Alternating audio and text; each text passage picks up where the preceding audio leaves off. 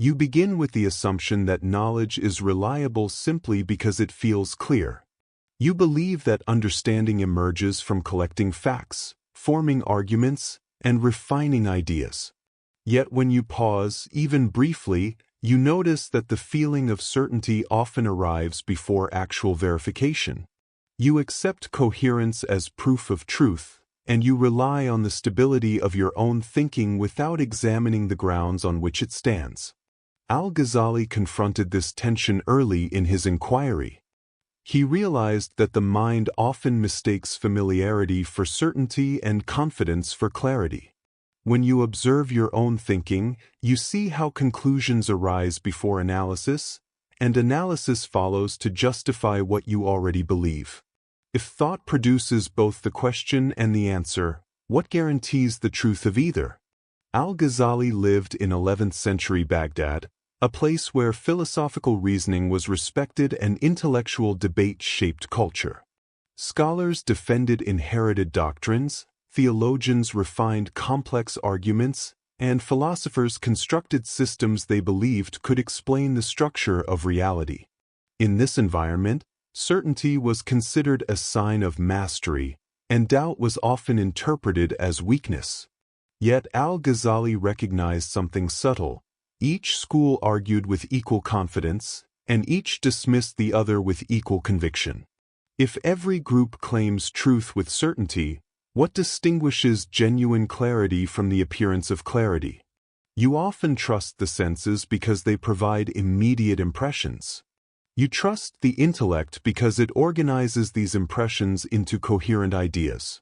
But Al-Ghazali saw that both can deceive. The senses can mislead, and the intellect can rationalize error with elegance. He realized that the mind can doubt everything it encounters, except the fact that it is doubting.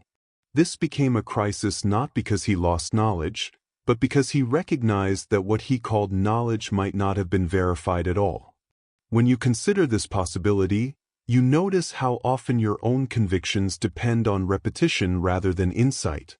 If the mind can doubt the world, and doubt its own reasoning, what remains unquestionable?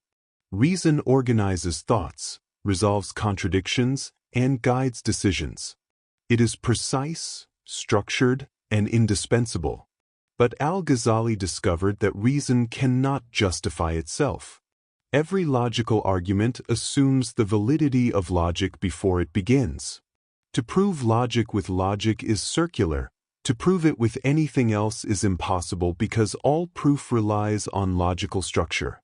You begin to see that reason is powerful within its domain but cannot step outside its own framework.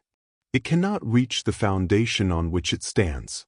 If reason must assume its own reliability, can it ever serve as the ultimate source of certainty? Al-Ghazali observed that knowledge is not only a matter of argument but also of the state of the knower. When desire, fear, or pride influence perception, reasoning becomes selective. You see what aligns with your preference and ignore what challenges it. Even when you believe you are thinking objectively, subtle inclinations shape the direction of your conclusions. You begin to examine your own motives and notice how easily the mind bends evidence to fit comfort.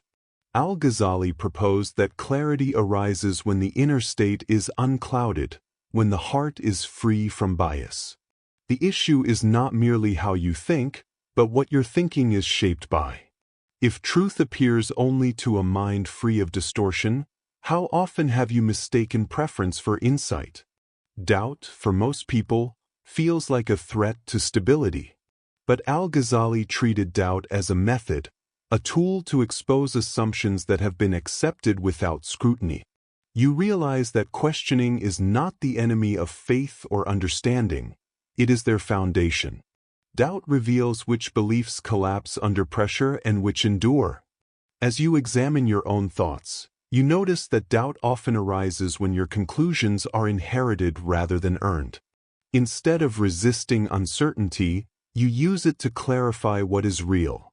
If a belief cannot withstand sincere doubt, was it ever grounded in truth? As you reflect more deeply, You begin to question not only individual ideas but the very mechanism that produces them. Every opinion, conclusion, or doubt emerges from the same inner source, the mind that generates thoughts. You attempt to observe your thoughts as if from a distance, but each attempt becomes another thought. The observer cannot be separated from the activity of observing. Al-Ghazali identified this problem precisely. The mind tries to evaluate itself using the tools it created. It becomes both judge and defendant, both witness and object.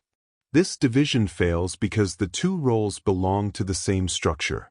You begin to notice that every insight is still a movement within thought, not a perspective beyond it. You question whether the thinker is truly separate from thinking or whether the sense of separation is just another construct produced by thought. If the observer is created by the process it observes, its authority becomes uncertain. When you attempt to step outside your thinking, you find that there is no outside accessible through thought itself. If thought cannot escape itself, how can it claim to measure the truth of its own activity? You continue trying to clarify the position of the observer, but each attempt leads you deeper into the same structure. Al-Ghazali recognized that the intellect is capable of extraordinary analysis, yet remains bound by its own limits. It can refine concepts, identify contradictions, and resolve arguments, but it cannot perceive what lies beyond conceptualization. It can think about everything except the source from which thinking arises. You begin to see that reason, when pushed to its boundary, reveals its own dependence. It cannot justify its origins. It cannot explain why consciousness exists or why the mind can be aware at all. It cannot examine the ground on which it stands because that ground is prior to reasoning. Al-Ghazali accepted this limitation not as a failure, but as the beginning of clarity. When you encounter the limit of the intellect, you confront the one fact reason cannot penetrate, the awareness that precedes it. You realize that the mind is powerful but not ultimate. It can describe the world but cannot contain the source of description. If the tool you rely on for truth cannot reveal its own basis, how can it claim final authority? At this point, a different kind of clarity emerges, not built on argument, but on direct recognition. Al-Ghazali discovered that insight arises when the inner noise of thought becomes quiet. This clarity does not require proof because it does not belong to the realm of debate. It is the recognition of awareness itself. You begin to notice the difference between constructed conclusions and self-evident understanding. One requires effort, the other appears when effort ceases. If the deepest clarity arrives without reasoning, what does this reveal about the nature of truth? You reach a point where questioning no longer produces further insight. The mind recognizes its boundary and becomes quiet. In that quiet, you notice that awareness remains, unchanged, unproved, yet undeniable. Al-Ghazali understood that truth is not possessed by the thinker, it is revealed when the thinker stops claiming it.